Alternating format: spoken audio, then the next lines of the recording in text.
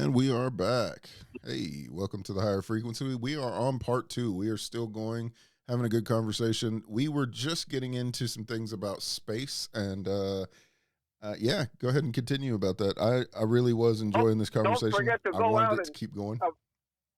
I was going to say don't forget to go out and get all your solar panels and your electric if you live in the city. That way you can raise the temperature of everything. You're not wrong. A study came out that if they coated a major city, X percentage of the rooftops with solar panels from 25% up to 100%. Because we have these really powerful computers now. I mean, they just keep getting better and better. So we're able to run more variables, bigger models. Yeah. And they found out that actually what happens is the temperature gets hotter in the daytime and gets cooler at night because those solar panels, they heat up, they affect the air that's around them. So when you have them set up, they start making they make a different kind of a weather pattern, basically, what happens. And so you get overheating in the city.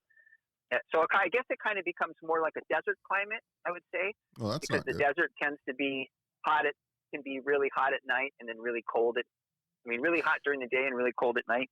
And you said that's from just from the solar panels that's doing that? Yeah, from solar panels. Because if you were in a tight, congested city, so this was done from, I think somebody from India did the study, and I just, something I read on a tech site. I mean, it kind of makes sense because it would be like kind of radiating around it. Well, it makes microclimate. Yeah, that makes sense. That's kind of terrifying, though. They've done things, for example, they build these beautiful buildings and they don't think about the architecture that, hey, the sun reflects off here. And now guess what? It's concentrated like a mirror. You know what happens when you put a magnifying glass on a certain spot, right? You fry a bug, you start a little fire. Yep. Well, that's happened with buildings where the mirrors were focused and they're melting people's paint jobs off their cars or melting the plastic on their car because it would focus in a certain area at a certain time of day and it'd be across the street, right? So if you stepped in that thing, it'd get burned. Yeah. I actually like the idea. I seen a guy made these little pressure plates for cities, and it's like supposed to go under the floors of the town. Yeah. And you replace the whole flooring with everything with these little pressure plates. So when people are walking, it's generating power. When cars are moving, it's generating power. Like all of these things together, if you have all of the floor like that in a city, it would be amazing because you would just basically be generating power just off of just movement. I think Microsoft holds a patent on cryptocurrency processing and transactions through your clothing while you're moving around. See, I wouldn't. How's that? Huh? I wouldn't mind getting into the whole cryptocurrency thing. I'm just kind of. One, I'm broke. I don't have the money for that. Two, it's what I was trying to explain by that is that you might buy in the future. You might buy some Microsoft branded clothes, or made by Microsoft, and you don't even know, and it's got a little chip in there, and you're just an unwitting participant, right? You buy their clothes, and you're just processing for them. Mm-hmm. I know we do it enough now. Yeah, we do it enough now. If you have any kind of social media, pretty much it's always like showing down at the little corner. It's like brought to you by. Whatever. Not me. I don't have any. Really? You don't do any social media at all? Zero. Oh. Well, maybe a mod site. A mod site? For gaming, I have a photo gallery. I do artwork on there, and I fiddle with mods. I make mods, and I fiddle with other modders' code really cool. For the game, and it gives you special powers in the game. It's like an open sandbox. That's cool. You do all kinds of stuff. I had problems with mine. Tweak the parameters.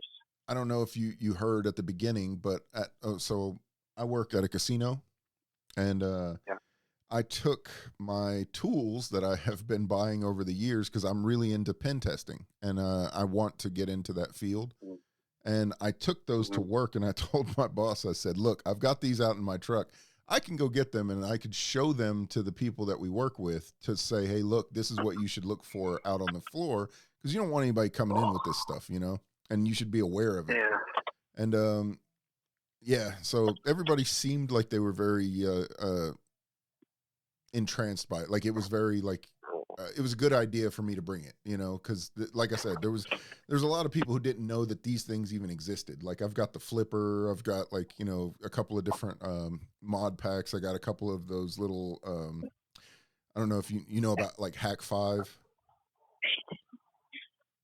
I got some of their gear. Can you hear me? Are you still there? Yeah, we're here. Can you hear us? Yeah. Hello? Yep. Yeah. You still there? I lost you guys. I'm here. Okay, there we go. Back on. Technical difficulties. Little technical difficulties, but this is, I'm in Kentucky. They are in Hawaii. So there you go, guys. Phone fell in the blender. This is a miracle happening right now. We are having a conversation halfway across the world. This is pretty impressive, I've got to say. Yeah. You know, there's a theory that the ancients had communications through stone monuments. Oh, that's cool. When I was a kid, I used to play with crystal radios, and I used to love those things. I mean, you could tune in a station from a little box with, with wires and crystals on it. Just amazing thing to see that happen.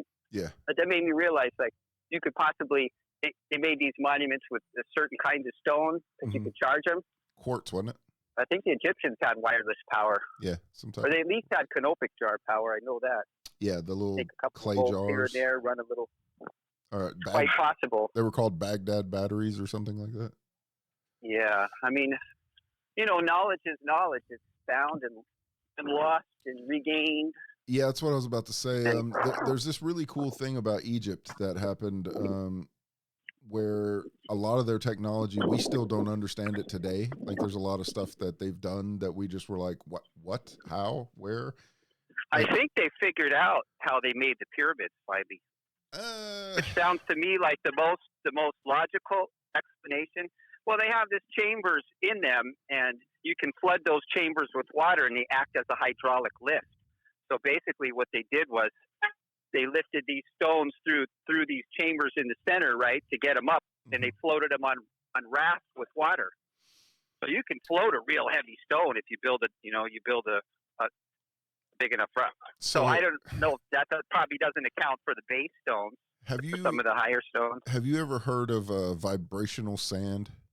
There's a thing. Yeah, I've heard of floating blocks, like they float it with sound. I've heard about that. Yeah, I'm there's not a thing. What they use, but they did something. Yeah, there's a really cool thing that you can do where you can use vibration. It goes through the sand. It makes like a lifting. It almost makes sand turn into like a type of water. So like the stones that like almost turn into boats. So it really wouldn't matter how heavy they are. It'll literally just float on the top of the sand. So it just goes across. No, yeah, there was an interesting story that Art Bell show. Mm-hmm. There was this guy. What was his last name? Lee Skull something. I don't know. Some Coral Castle was the place that this guy made in Florida. But he had some kind of apparatus. He was moving these huge coral blocks by himself using this thing. And he said it was the same technology that was used to move the pyramids. And nobody could figure out how he did it. He'd do stuff in the middle of the night by himself. And he didn't have all kinds of heavy machinery to help him move these blocks around. Like he had this huge door that by sound, weighed thousands of pounds on a perfect pivot, so perfect that you could push it with one finger. A door that weighed thousands of pounds of coral, perfectly cut to fit in. That was in the gate of the thing. That's so cool. He definitely had some engineering knowledge that was above the average person. Because a lot of people couldn't figure out how he did that. Well, it's also not just to mention how hard it would be to move those stone pieces to where they needed to be. It was to cut them, to get those pieces. That's the hard part first. When you find this granite that's like, couple, I don't know, it was a couple hundred. Sound is powerful. A couple hundred miles away. I mean, everything has a sound. So yeah. But like to use sound as a weapon is pretty insane. That's so cool. Well, we've been using it for a while already. We used it in the Iraq War. Yeah, we use it in. They had the voice of God, where you shine that laser down on somebody and they hear Allah tell them to throw down their weapons. See, that's messed up. I think that's so weird. We use it in sirens and stuff today. Like most people don't really even think about how much that affects them, but when you're on the road. Nobody thinks about that. They build a weapon that can do something like that. Oh, they're not going to go try it against their enemies in war. That's the first thing they do with the technology when they get it. I wish it wasn't true, but we get it after they're done doing that with it. If they figure out they can't do that with it, then they don't want it. Okay, you can go make some money off of it. But if we got this secret thing, as long as we can keep it secret, we're going to have it and we're going to use it as a weapon. If you look at like, if you look at a siren but that's the way it is. If you look at a siren on top of like a police car or an ambulance, it has this ability to get your attention miles in ahead of you. Like it's crazy. It's like the siren can go past you, through you. It's weird. You'll instantly know that they are coming up behind you.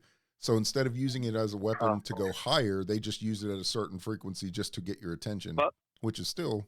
Sometimes they do that. And I noticed that difference when I was in Japan. Japan has these ones that just they're very unobtrusive, but they cut through everything. It's like you hear it in you're in a toilet with a shower running, you hear it. Boom, comes right in. It's right at that frequency, but it's not. Oh, that's the garbage truck coming. Yeah, or nobody thinks about it like that. They just think, oh, that's cool. It's just a siren. There's a lot of tech. No, like I said, they use sound also for crowd control. So one of the other things they tested in the Iraq War was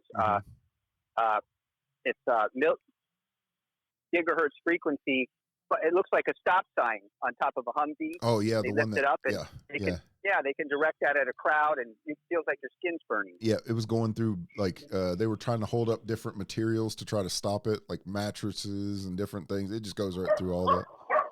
I was like, oh, that's crazy.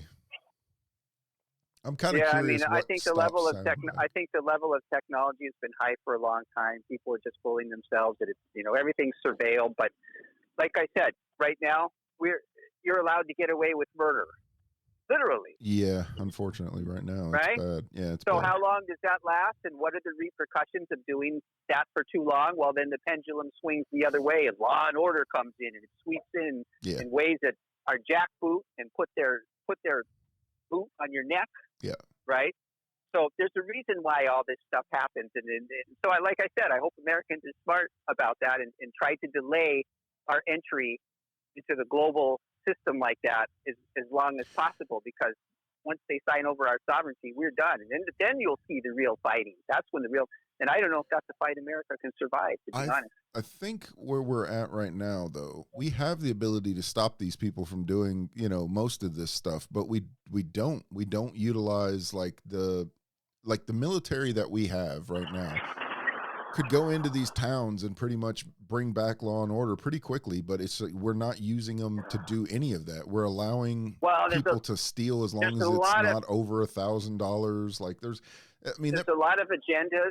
There's a lot of things we don't know. Right, that's what I mean. You don't have a clue about why they're letting it go. I just don't understand it. It doesn't make any sense. Well, for example, the UFO. What is the big deal about the stupid UFO, USO, whatever, underwater submersible, all these things that are coming in and out, right? Yeah, I'm glad you said that. Yeah, I'm glad you said that. Yeah. So what is the biggest deal about them that they don't want you to know is that they mess with nuclear weapons, that they hang around nuclear weapon sites, that they can change the brains on, that they can change the make it. They can turn them off. They can make it so that the coordinates are back at they launch and it falls back on itself and blows up. Yep. I mean, so when you have something with that level of technology that can come in and take over your most powerful weapon, but again, that's also what we've heard. That's not something that we actually have somebody on the ground saying that this is an accurate story. No, we have both here and in. Trust me, I've looked into it. I've looked into it, but it doesn't necessarily. Again, this is just like stories that we're hearing from people, which, granted, they're good sources. I'm just saying, like, these are like, we haven't seen like a warfare happen where it's breaking out and seen these missiles just say, "Oh no, I don't work today." Like we haven't seen that. What I'm saying is, how you said, right? Yeah. If you're superior, you can show your power, but you don't need to act on it. Showing it is enough. That's true. So if you come in, scramble our nukes. When we've got all, turn our jets, they scan or try to fire on something, and it looks like it's three different objects in three different places, good luck getting a beat. They're showing superior technology, whatever those things are, right? And I think that's amazing. They don't need to fire. They're just demonstrating. Yeah. Maybe if we try to start a war, they'll step in and stop it. Doesn't look like it. Because we have the whole Iraq war going on. There's been wars going on around, nonstop all around the world. Or maybe now, they're just sitting back and waiting for us to bring ourselves to such a low level through war and destruction that then they can easily come in and conquer us. That kind of, it's sad to say, but that actually makes more sense. I mean, it really does. That's really sad. Could be. It really does make more sense for them to do that, because I haven't seen them make any real. They haven't made any real engagements towards anything. Well, at least what we haven't seen. Like, we've seen a lot of stuff like, we've got Roswell, where somehow they've just managed to crash, or we've got things where sometimes we have shot them down, but with like weird, like energy weapons and different things like that. But we haven't seen them come in and really try to make first contact. Like, and if they have, our government's not letting us know that that's happened. So that's that's why I said if you don't know that humans and dinosaurs were on the planet at the same time, then you wouldn't know about the cave paintings that show UFOs, dinosaurs, and people all at the same time. They found it on pottery and all kinds of stuff. Those are the things that they don't really publicize because it shoots holes in all their narratives. Like, there's a narrative for a reason for them to want you to know something or not know something. Well, right? The reason why I said that is because I have a podcast, right? So like, I have my own sources. I could go out and spout anything that I want to, that I like. Sure. But the problem is I like to say the things that I know I can actually physically back up, or that I can actually find proof in, right? Well, that's why they call it the theory of science, right? That's what I'm saying. So like, I've had troubles in that field. So like, whenever I say these things, the reason I'm holding that back is because, like, even back in those days, back in the caveman days, they had ideas. So this could have been just a guy doing the first sci-fi book. You know what I mean? Like, we don't know why they wrote something on a cave. Like, it doesn't necessarily mean that they saw these things. It could mean that they imagined. Well, here's something interesting. Okay, here's something interesting that does have some backing behind it. It's very interesting. Mm-hmm. Okay, so the oldest writing we had before, Cuneiform, was the Sumerian. Goes back 6,000 years. Right, Cuneiform. There's that Göbekli Tepe that's 13,000 years old, or 12,000 whatever years old, that's sitting in Turkey right now. Right. They're not fully excavating. That they said they're not going to fully excavate it for another 100 years or something like that. They built trees over it. I guess that's to protect it. From what I understand, they're not considering that a civilization. They're saying that it doesn't have enough people to consider it a civilization. It's a town, but it's not a. What it demonstrates when you look at those monuments is a level of precision and knowledge of mathematics, of animals, of what, of all kind, basically a precision, some kind of a message or monument.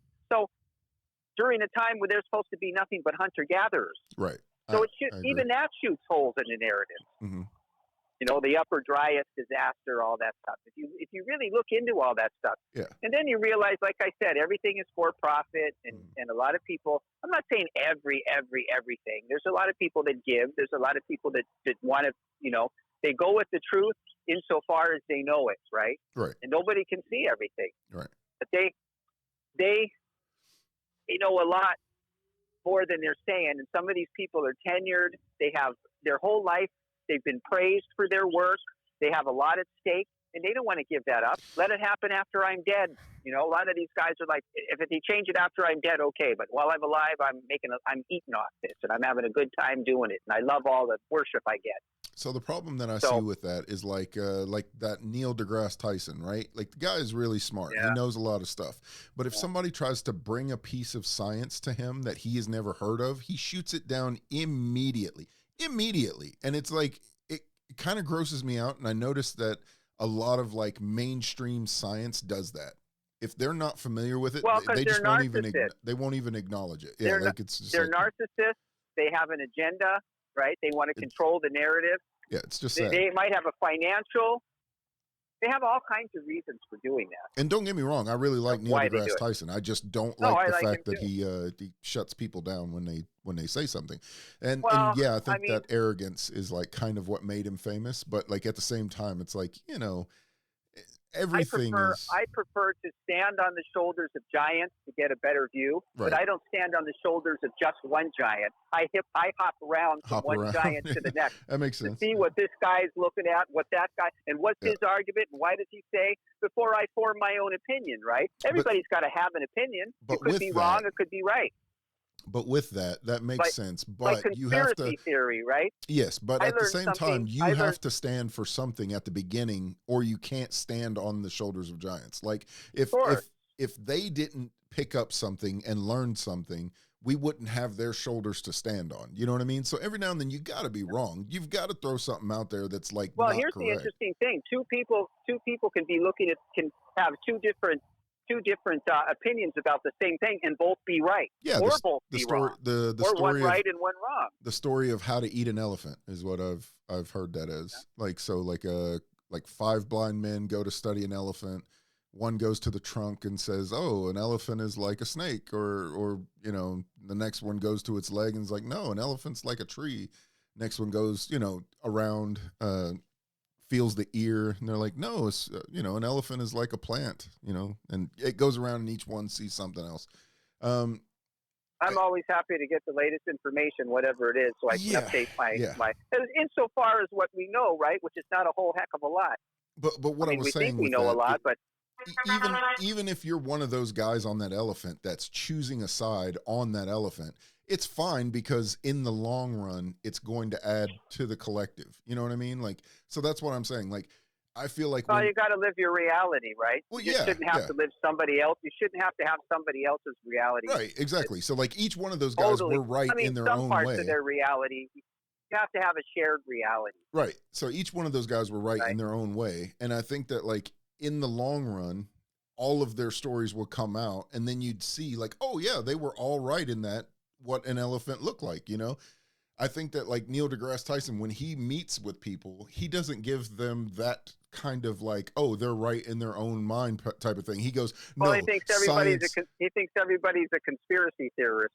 Right. Well, and there's nothing wrong with being a conspiracy theorist, but he's like, no, science has to be this. It only can be this, and it's 100%. Here's the thing about conspiracy theorists, right? Which something I wanted to mention. What I learned about where that came from, and this may or may not be true, right? Mm-hmm.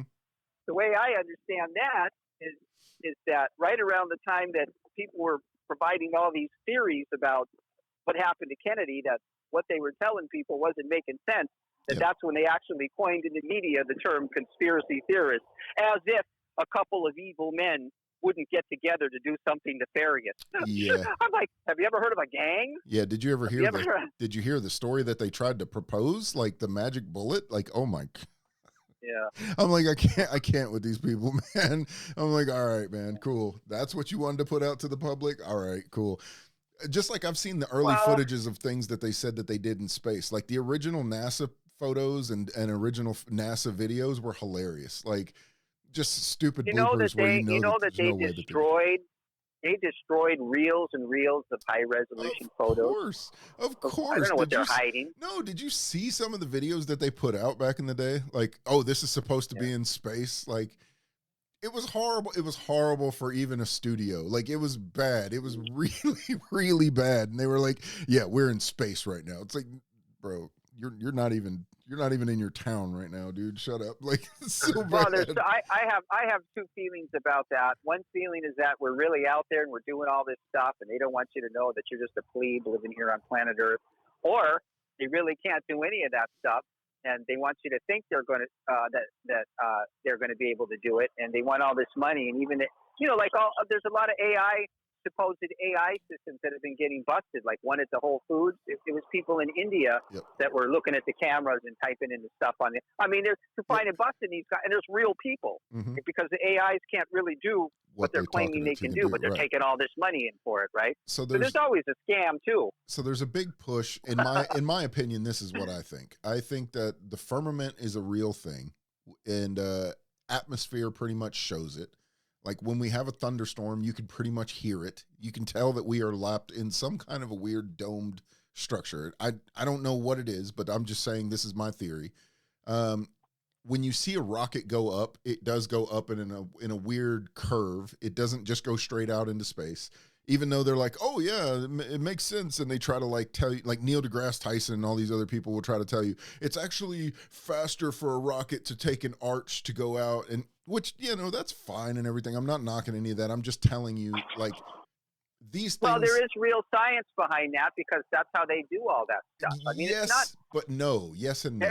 Like, yes, they can match something to science that's real and say, like, this is exactly what we're doing. But then again, it's like, no, because some of the shit doesn't. Well, you doesn't can even make any calculate sense. for real numbers. For example, if you want to sling a satellite all the way out to Pluto, you can't just do a straight shot and burn a rocket. You got to use the planets, right? And you got to wait for your window of opportunity where they line up so that you can use the gravity. So they might have to swing it around the sun to pick up speed. I mean, didn't you learn anything watching Star Trek? Even they got to swing that. That's make believe, and they got to swing it around the sun to pick up speed. Well, they do that with real satellites. Okay, so let's think about this for a second. If you're in a non-gravity space that has no gravity and there's no objects around you, how does your rockets work?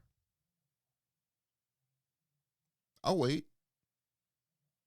How do your rockets work? Yeah, there's nothing for them to grab onto. It grabs onto by physics. Physics literally blows something out of the other end, and it has to push on something to make something go away. Because, for example, when you have an explosion, right, mm-hmm. the lightest object or the object with the least resistance gets pushed out of the circle. Like, when you see that with 3 stars, right, 3 stars rolling around or 3 planets in the wrong spot, the one will get kicked out of its orbit. So the littlest one or the weakest one usually gets kicked out. So when you're in space, you have an explosion. Well, the rocket is putting force in one direction. It doesn't and the work, other thing's though. providing no force. But the problem is that it doesn't work. Have you ever seen a rocket used in a vacuum? They have tests on it. You can watch it any day of the way. Well, a vacuum is not empty. A vacuum is not empty. A vacuum actually has energy. Well, if you look at space, space is a vacuum. So, like, from what they say, this is just from what they say, space is a vacuum. So if you opened up your door, if you were out there in space, like, you're getting sucked right out of the cabin. It's been on every single thing that they've ever said. So if space is a vacuum and you're up there in a vacuum, your rocket would not work. It should not work. That should be the it should be the common sense thing. Well, I mean, it's pushing off the atmosphere, and the atmosphere extends to beyond what you can see. Right. This is what I'm saying. Rockets so, like, are less efficient. So if we're saying, but that's why they're using the planets, and you're going to pick up natural speed. That's what I'm saying. saying. Because if you're going from the objects planet, that are pulling you. If you're going from the planet, then you would go straight up. Because if you're not any kind of trajectory away from the planet, it doesn't take much from a trajectory to be off-site to where it's not even touching it. Well, that's why they launch at an angle, right? They launch at an angle. No, that would make no sense. Gravity. That would make no sense. Sure, to get it into Earth's orbit, so that it'll. I mean, we have all kinds of rocks going around the Earth. The moon's not the only thing that goes around the Earth. We've got a bunch of other stuff going around with it too. Satellites, junk, that's another thing. So whenever that's another thing. When they say that they can't get a picture of Earth because it's too big to get a picture of, I find that funny. They got a picture of Earth. They have a picture of Earth. I mean, you can look them up. They're not. They're called composite pictures, and they're not even real. So, like, I'm not going to start on that one. That's a really big rabbit hole that we can go down, but I'm just not going to throw my lot into that one yet. I'm still doing research. I don't have enough money to afford a rocket that I can go anywhere to check this out for myself. I'm just taking the information that they give me. I can vouch for the fact that when you get up to 13,500 feet, you can see the curvature of the Earth. No. You can see it. You can't. Because I jumped out of a plane and you can see it. I've been in plenty of planes and you can't. But that's not the point. I mean, I still believe the planet's round. I mean, I'm not going to knock it that way, but I'm just saying you still can't see the curvature. You're too close to it. It's like a basketball. If you were a flea on a basketball and you jumped, you can't really see the curvature of that. It's not a thing. To you on the plane of it, you would look flat. But I'm not going to get into that. Well, what I will get into is that. Well, then there's some kind of optical illusion going on at that makes me feel like it looks round to me. Not, vaguely round. It is round, but I'm not. That's not the point. The point that I'm trying to make is that every time they try to prove that it's round, they show it off of a fisheye lens, or they show it off of something that's not. But I'm not trying. Like, again, I'm not trying to get into. Some people are sending their own rockets up there now, and it'll always show round, in my opinion, because it's like it's a fucking ball. But the point is. So what do you think it is? What do you think it is? On a table? And then it's just an ice wall around it, and after you just fall off the end of the Earth? No, I don't think that. I think that's kind of interesting, though, that they would say that. And the weird part is that there's all kinds of, like, there's maps and all kinds of stuff from back in the day that have like this actual thing that they talk about, like an ice wall. And if you go around there, they won't let you go into it. Like it's like there's this big treaty where like we've been at war for. Well, we know that the land was all bunched up together at one time. So if it was frozen on the edges, that could be their explanation for why some of those. But the Earth changed. Right. Continents moved. Continental drift. That's real. There's a lot of stuff that's really weird about that. Like, okay, so we have a treaty called the Antarctic Treaty, which every single country just about has signed and said, okay, we are all in agreement that we will never ever argue over Antarctica. Why? You know why? Because that's where the aliens are parked. Okay, so on to the next subject. Obviously, something is happening over there. I saw this really interesting study that says the Earth is actually expanding. I could actually see that one happen. You think of like a cake baking, where it expands. That makes sense. And so the reason why the crust is spreading apart is because the Earth is actually growing in size, but it's happening in such inches per year or whatever. I think it probably everything swells, right? I think it would freak people out if they actually could see the Earth the way that it's supposed to be, because it's just without the massive. ocean, looks crazy. It would freak people out, and they just wouldn't understand what the hell is going on. So, but my point to this is that. Nevertheless, I don't think that any ship can leave orbit here. We can get into low Earth orbit, but we can't get out of it. There's the Van Allen radiation belts. There's all these different things. But that doesn't stop a satellite. I mean, even if it doesn't, I still don't see us getting out of it. I think that there is some kind of a weird dome that is protecting us. I don't know what it is. I don't know why it is. We have an internet out there. We have an internet with cameras. You can ping those things to see how far they are away. There's an internet where everything. People don't think that the internet is just the Earth. It's all this. It's in this whole solar system. Yes, but to the internet. You also understand that satellites are basically just access. Who can access it? You understand that satellites are on balloons, right? Like that's how they lift a satellite into space. Some of them, yeah. Some of them they put on rockets. So a lot of times I hear people say that about, these satellites aren't just sitting out in space, just floating. Like they're not, you're not just going to see a bunch of trash out there just floating around. Like it's not the way that it works. Like eventually that shit comes down. Well, they're moving. They're moving it like some of them are, there's geostationary orbit. There's where, in other words, it's time, they put it at the velocity. Eventually it will lose speed and fall back down to the Earth. But it could take 100 years, 30 years. So they have it moving at the same speed that the Earth is rotating to the best of their ability, right? That's like a geostationary, so it stays in one area. We have one in our orbit that's called the Black Knight satellite, which I'm fascinated by this. We don't know who owns it. That's the one that goes from pole to pole? We don't know who owns it. It goes in a geosynchronous orbit. It goes away from our orbit the way that we're doing. It's completely holding itself in a prefab flight, basically. There's no reason it should be sitting. That's the Russians, man. That's the Russia doesn't fucking acknowledge it. They say it's not theirs. Like they say it's not theirs. They say it's not nothing that they do. They're lying, man. I'm 100% sure that like there is some weird shit we don't know about. So like all I'm saying is that we can't. Here's the thing that people don't. But I guess if you haven't done business with Russians or employed Russians or had. If you get this, they're very technical people. They're very smart. I guarantee it. I music, know Russians are smart. Precision, electronics. If they were literally considered America's greatest enemy at one point in time, I know that they're smart. Like that's kind of scary. So they like satellites. They like rockets. They got the best missiles in the world. Mm-hmm. Nobody can top their missiles. I hate to say it, but Yeah, no, that's true.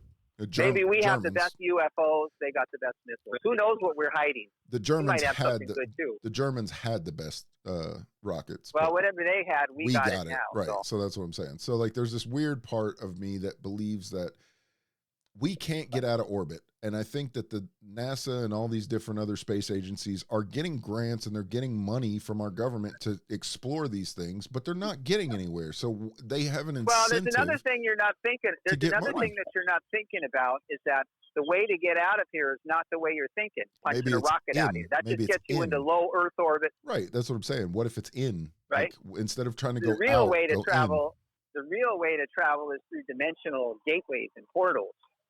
That's the way to travel. Opening a hole in space, holding the space and traveling through it. Everybody knows that, but who can really do it? Who has the knowledge of how to do it? Maybe that's the secret of the ages. Maybe that's what they're really hiding. I mean, it could be. Right? It could be. I feel like I mean, these. how would you know? Because I knew a woman that her father used to work for SAAC, which is like guys that built all these high tech. They're like built high tech gadgets for the government, Yeah. all kinds of stuff. That guy said, he said anything we could think to do or done, or you could think of, has been done already. Yeah. And he says it would take nothing. He says it would take an act of God for any of that information to ever come out, like what we could do, right? So if teleportation, there's they a would thing called consider that to be nothing too new under the dangerous a sun. technology. Yeah, there's they would consider it to be too dangerous for the average people to have that. So, right, because people teleporting around all over the place, popping up in your living room, you don't want them there. Yeah, right. I mean, but it's happening think of how to we people. Abuse though. Everything. This is actually happening to people, though. There's weird phenomenon where, like, just things like, in my opinion, somebody's probably throwing something down a hole that they don't know what it is, and it's just showing up in some random dude's apartment. And so all the people that never stole, that never lied, that never did this or that, right? That think they're goody. Everybody has a sin, right? Their sin is coveting. They got this powerful technology that they could use to great effect, but instead they covet it, use it to control people, and and fulfill their sick fantasies. I don't. I mean, that's the world. Kings and despots have been doing that forever. But see, that's the thing. Like, that looks like a surface plot to me, because, like, once you have enough money, what is it that you can do with it? Like, you really can't. There's only so many. Is what yes, they're I after. understand money that. Is just a stepping. No, you're not understanding. We talked about that earlier. Power is always going to be power. Money is just an object that comes with power. It kind of shows like it's power, but it has nothing to do with power. Power is always not power. money. You should say wealth. Okay. And wealth of what? Wealth of resource? Because you can't, unless you can feed that army, right? You'll never keep that army. Right. You need to be able to feed them. That's what I'm saying. How did King Solomon become so great? Well, because his knowledge was so much greater than every other king on the planet Earth that they all came to him and brought him gifts of slaves and gold and silver and camels and, as far as the eye could see, wood and timber, and hey, solve our problems for us. This is the problem I got in my country. Yeah, you would tell them what to do. They'd go back. Let me say it this way. Look, if you're a guy, wisdom, baby. Listen, if you're a guy and you've got your own kingdom and people start bringing you stuff from other kingdoms, you're going to gain more knowledge than the other people. That's just what's going to happen. No, they came to him because he had everything. They said, but I mean, that could have been anything. Like, I like Solomon. He's actually my favorite king and all that stuff. But your the gardens point of it are so amazing. Your people are so happy. You're so successful, and you're not out trying to conquer the world. What is your secret? How can I get what you get? Here's a gift. Please help me. And so he would tell them. Sometimes they took his advice. Sometimes they didn't. I like Solomon. In the end, I think the stories of him doesn't really do him justice. I think he's actually an awesome king, and I think that it should be more put out there for people. And in the end, King Solomon undid himself doing the one thing that many men get themselves in trouble doing. He had too many wives. From what I've always understood. He did. He had a lot of wives. Yes, he had like hundreds of wives. He had a harem. Get in trouble like that. Yeah, believe me. He had a harem, but at least that's what his God told him, right? Hey, don't have too many ladies from outside. They'll make you bow down to false gods, and I'll get jealous. Yeah, that's what I was about to say. He trapped demons, though. That's what undid him. Well, he started like trapping underworldly demons and things that Well, whenever you think you can control the spirit world, good luck. Yeah, that's where it all falls apart anyway. And he was human. You're human. You're literally. You can have the biggest ego in the world. Eventually, your 100 years are going to go up. Well, there comes back to that comes full circle back to the Freemasons I was talking about, right? And why you have the seals of Solomon on your dollar bill and all that stuff. Turn on AC. Right? You got the seals of Solomon on your money. It's a magic spell. The whole world bought it. I did a podcast about that, about magic and what I believed about it and why they hid it. And to this day, you don't see anybody. You don't believe they use magic and money. You weren't paying attention, because how did they get the whole world to take a worthless paper dollar, right? And the whole world was running off that sucker for a while. If that stuff was accurate, hold on. If that stuff was accurate, they would be using it in warfare. You would see more magic spells being launched off, abracadabra, and people would be fucking dying from spells. That's not what happens. We use bullets because bullets actually work. But a lot of the things that we say... It was the spell on the money and the cheap money and the easy money, right? Because all that money was printed. It was fake. It wasn't real. It wasn't worked for. It was just printed up. right? It was that money that allowed all that stuff to happen. You got to look at the root of how that happened. You need wealth to do this. And so in our society, before it was wampum, right? They traded wampum, or whoever had the most spears, or whichever chief could control the biggest crowd of guys and who was the smartest and had the best weapons, right? Right. So sometimes it wasn't always strength. Sometimes it was luck. Sometimes it was skill. Sometimes it was, guys use their brains. Sometimes your brains, you have the common sense to know when to run, and sometimes you have too much pride and you're smart. You know you're going to go down, but you go down anyway because you tell yourself, I'm going to go down fighting. Well, cut your nose off to spite your face. You're allowed. So what I had explained in my podcast was all that sword, most of the things that we have today that we claimed as magic was just science that we claimed now is science. So like if you was to talk to somebody hundreds of miles away, like we're having this communication right now, back in the day, they would consider this to be magic. You know what I mean? Oh yeah, sure. Every time we have something that is magic, we just turn it into science once we realize what it is. So I like to think of it this way. All science is the nuts and bolts. It can't explain it can sometimes explain the why.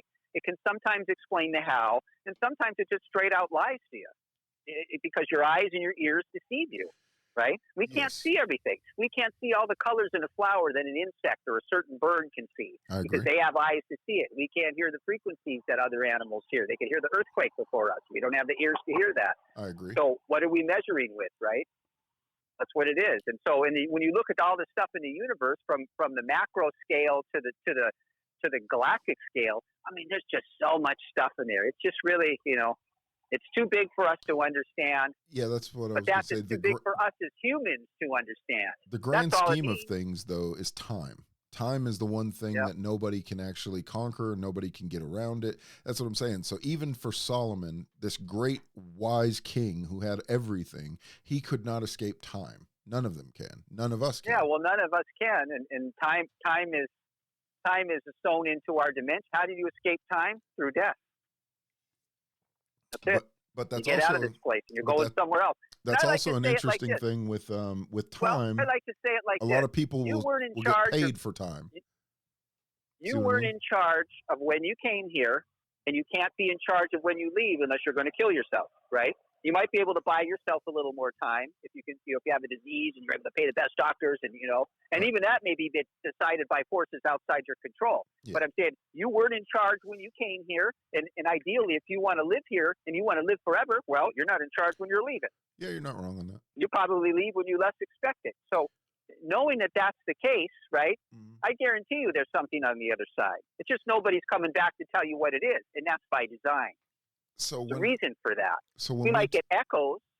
When we talked about when we talked about money just a minute ago, and we were saying how money is power. Power is like different for this reason. Money is the concept of being able to take over time. So like if I was to make money is like time, exactly. Right. If I was to make an object and I wanted to make more of this object, it's going to take me time. But if I have money, I can have this same object created over and over and over again to where it's mimicking that time. Like, I feel like if you're going for power, though, there is no constitute for power other than power. Like, if I'm this thing that can have control over you, I have control over you. I can't offer that up to you to give it to somebody else. But now we have these devices that kind of can. So like a gun right now, right? If a person now has a gun in their hand, now they have a semblance of this power, even though it's not real. It's like a fake version of power. It's like to say, "Oh, I can take." Oh, but it has a certain reality. But it has, yeah, of course. I mean, it's definitely real. That movie? It's definitely real, but it's not as Timberlake. Yeah, remember that movie with Justin Timberlake where they had that time and that was their currency? Yeah, that was actually. Well, it's true. Time is the currency. Yeah, it was pretty awesome. I like the concept. I mean, if you want to make the argument for what the Bible says that the devil uses time, right? Time is his. That's what he got when he made man fall at the Garden of Eden. He got control over time because he's telling you, time is you only got this much time, and according to what we know, he's right. You only get this and you're cut off, right? I mean, so it's like that's his power. Everybody wants to do everything now because but I tend to look at life like this. we're like a caterpillar crawling around right now. Mm-hmm. It's not until we die that we become a butterfly on the other side. But, I think karma and all that other kind of stuff, right? I think that what you did here carries with you on the other side to some degree, right? So what's going to happen to you on the other side is anybody's guess, right? Maybe the people that did all the wicked over here will be super good on that side, and maybe it will be the opposite, No idea. I hope that's how that works. But my point. But I know there's something else just because of what you've seen since you've already been here, man. If you can't realize that there's something else besides this place, oh no, you'll never get it. I agree 100% on that part. As far as what we do and what we're here for, I feel like when people say stuff like, the devil kind of took that and gave him time and things like that, it just kind of takes away from people's responsibilities. They like to pass it on to the devil. Like the devil's the one who did this. Well, the devil just means that the resistor, that basically, the devil is us. Yeah, it's like the devil is really, us. It's a metaphor for us. Right. It's a metaphor for us. That I kind of like. I understand that one. That one That's makes what more it sense is, to me. because you're your own worst enemy, cutting yourself off. Facts. So if God was real, right, mm-hmm.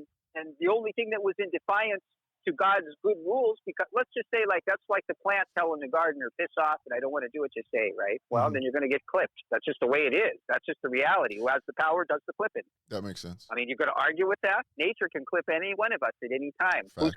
Who's got that power? Right. That's what I'm saying. Power is power. Like you'll never get that. Yeah. Like we can get fake. Well, then there's just raw power of nature. Boulder rolling down the street, making a pancake out of you. Yeah, exactly. So I said we're just attached to this place by a meat sack. Right. There's something else. I had this conversation about witchcraft magic and different types of magics that's out there. Like, so you have like celestial magics, which are like big body movements of like planets, planetary. A comet comes down. I can see that kind of stuff. Yeah, those are weird magics that we will never have control over. You can never control that, and it's weird because like for example, like we how like you to said, think we can like get to astrology and bodies moving, right? Well, I could see how certain people born at certain times of the year, when at every point of the year, the magnetic field is different. The tides are different. The seasons. That's got to have some bearing when you're forming in the womb, right? Yeah, certain people from a certain area that are drinking the same water, they're going to have the similar, even if they're different races. Right. They're going to have similarities. I could see that one from where they came from. Right. Yeah. Preferences or tastes or whatever way of life. Yeah, I could see that one happening. I feel like globalism's changing everything, man. But the internet, all that stuff. This is what we need to understand right now is what is it for? Like, what is your main goal being a person in this world right now? What is your goal? That's how you have to look at it. Whether it's good or bad, well, everybody has a different goal. Yeah, that's what I'm saying. Whether it's good or bad, you have to own what it is that you have. You've got a certain amount of time, and you've got to figure out what it is that you want to do. And I hate that because most of us don't want to admit to the fact that we have only an allotted amount of time.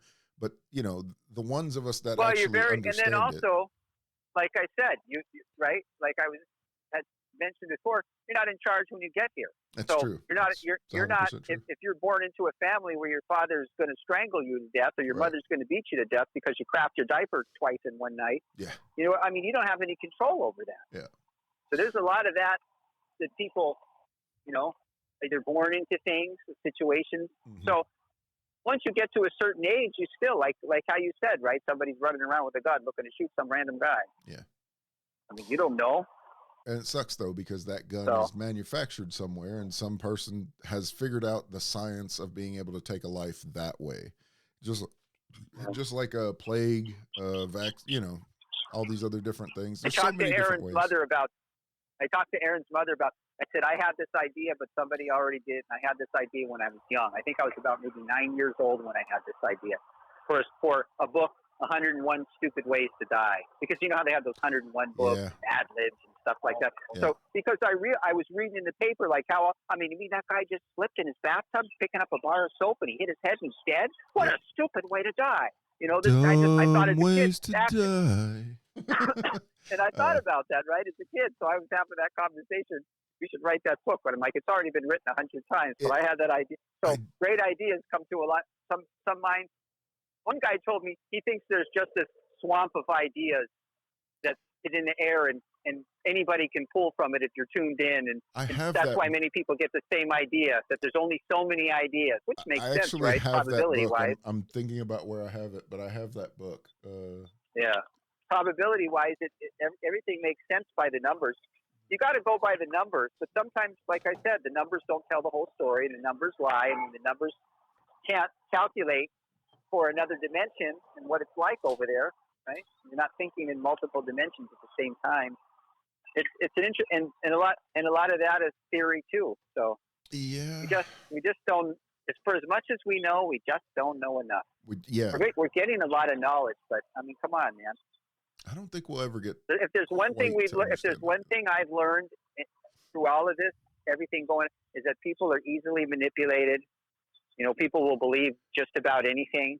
You are right, so and that worries me about this election right now. Is that's happening to people? The whole world could be having a mass hallucination right now, right? Well, I mean, you've got all these people that are putting millions and millions and millions of dollars into like campaigning and to like basically manipulate your mind into believing that this is the person that you should vote for, or this is the person you should vote for. And like, whenever I hear people say certain stuff, like in these elections and things, they'll be like, man, they said a really good thing. And I'm like, no, you mean their team said a really good thing? Because all this stuff is just pre-rehearsed, planned out stuff that the team of group of random people, you know, these people have good ideas and they give it to this one leader and they say, this is now this person's idea.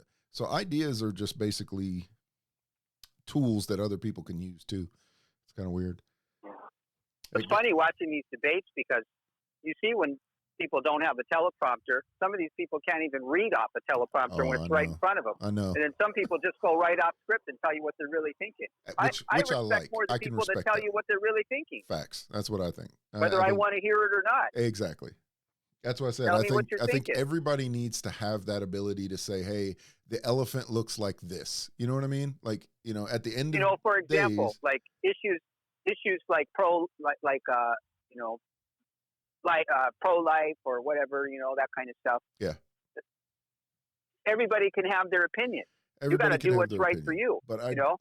If my God tells me that's wrong, that's my problem, right? I don't have to go in and abort my kids. If you want to abort your kids, that's okay. I think you're right on that, but I think that there's a time and a place when you say your opinion about them. My concern would be who's stumping for those kids, but you know what I mean? It's not my problem because I'm not bringing them into the world and I'm not responsible for them. Does my heart break for those guys that didn't get a chance to come here? Sure. My problem with that is so we had this conversation. Me and my mom had this conversation today when we went out to go eat today. She had posted something about that where she's very, you know, opinionated about, you know, a body, you know, that is inside of the mom's body. It's like, you know, who talks about the baby, who defends the baby. And I love that she stands for that. You know what I mean? But I'm like, you can't exactly post that on social media these days because it's not your topic of debate right now. Like Well, the thing in America is that we're supposed to be able to say what we think, and then people are supposed to be able to go and vote, and then that's what it. And the vote is nothing is ever carved in stone. That's how our government was supposed to be written, so that it could be changed.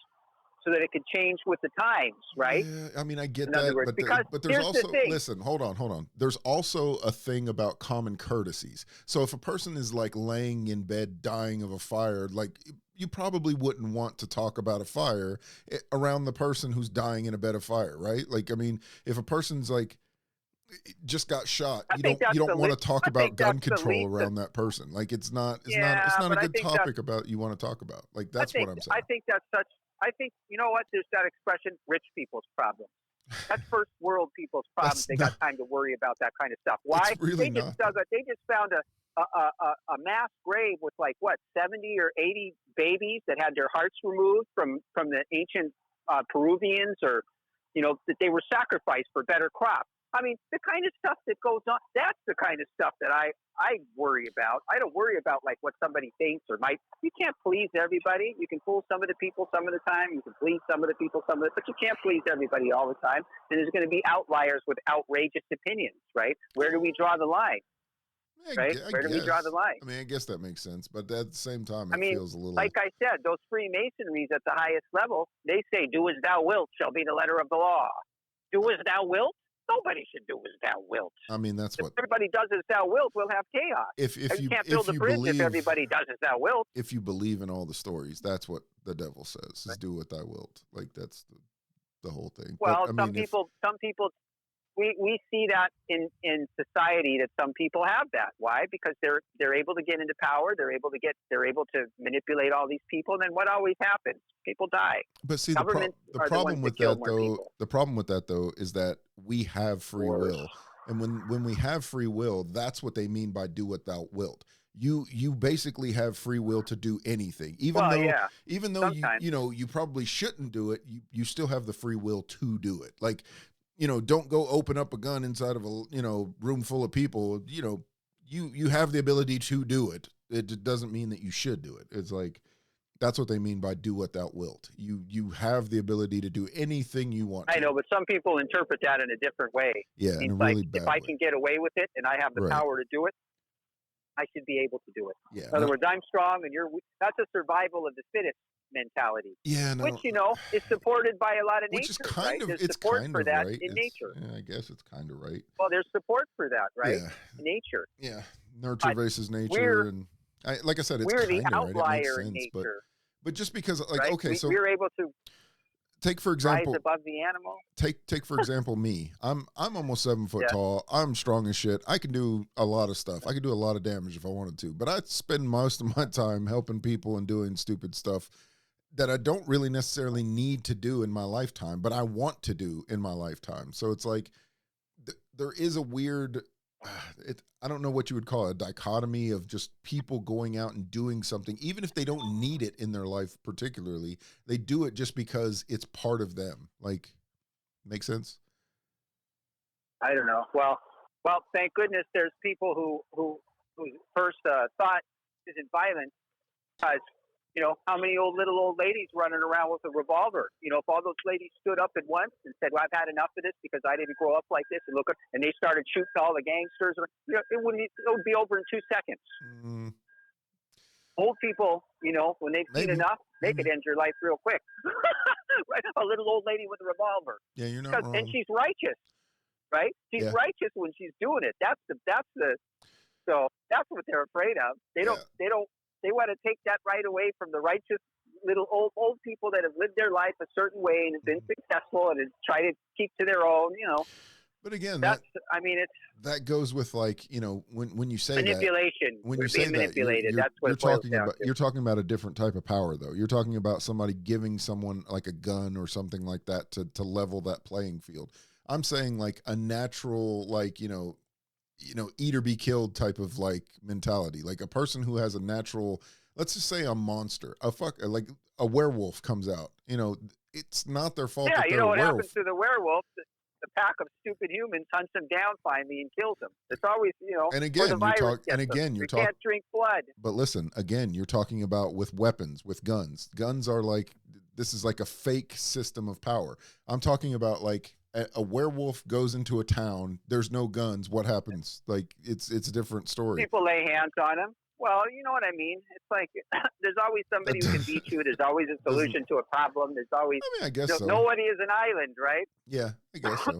But at the same time, you can only be a big fish you can only be according to time and death. You can only be a big fish in a pond for so long. You could rule the roost for a long time, but eventually Mother Nature's coming to get you. That's just. Time is getting. You're lucky if you can get out of this world doing evil and marching all over. Some people do. Yeah, they get away with it for a lot of years. Time. It seems like the more evil that they do, the more they get it. But that's why I said there's not, because they don't fully understand what they're doing. There's something else besides this place, and they're taking the easy way because it doesn't think to do that. You don't have to think to do that. It takes more. It takes more courage.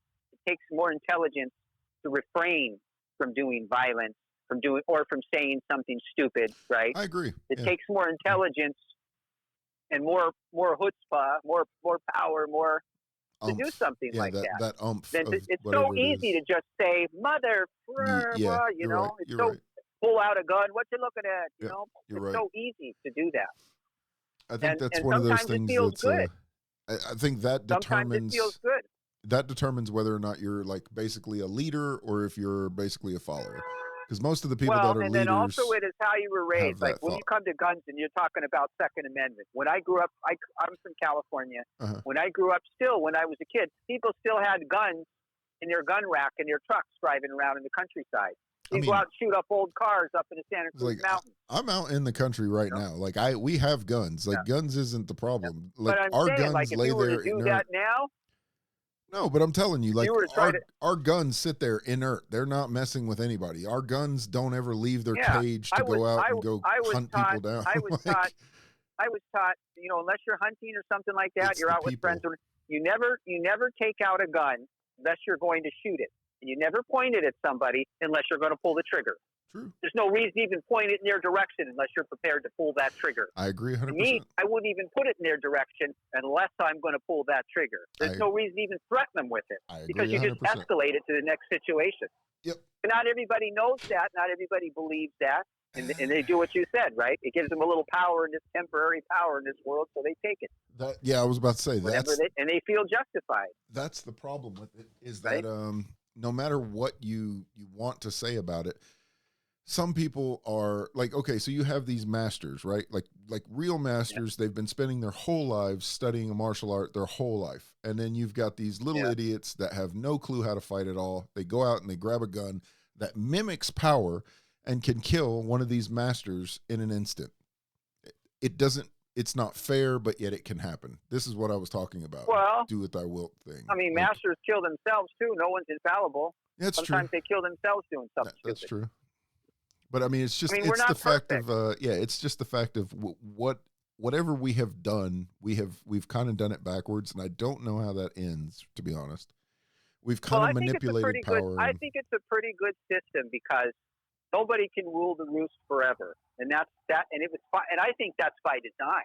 That's why I said there's something else going on here. It definitely Nobody can get a leg up forever. Even if you have dynasties that lasted thousands of years, eventually they go into the sands of time. Some of them we don't even know about. Their cities are in the bottom of the ocean. Yeah, it definitely could be. We might find we see steps that look like they were made for giants. You don't know who the heck those guys were. That is very true. That's the other thing. They hide about the giants that used to roam the earth. I mean, you know, a lot of that stuff is in Syria. Who can get over there now with all that stuff going on to look at that, right? You don't make doorways and arches. We're definitely going to get into that one, but you don't make doorways and window sills and arches high for not little that big. people. No, not that big. Yeah, that's crazy. So we're gonna end this right now, but we can do that one again, and I definitely look forward to that conversation. There's so many cool conversations. Yes. So this has just been a quick one. Not a quick one. It's been like almost 4 hours we've been on here. But buy Bitcoin and buy gold. That's my plug. Buy Bitcoin, buy gold. Bitcoin and buy gold. Little pieces if you can get it. That's it. So I'm going to end this real quick. That's my recommendation. And then why do I say gold? We can stick around and we can stick around and talk after this, but I'm going to end this real quick, and I will see you guys later. Thank you for sticking around with the higher frequency. Until next time, peace.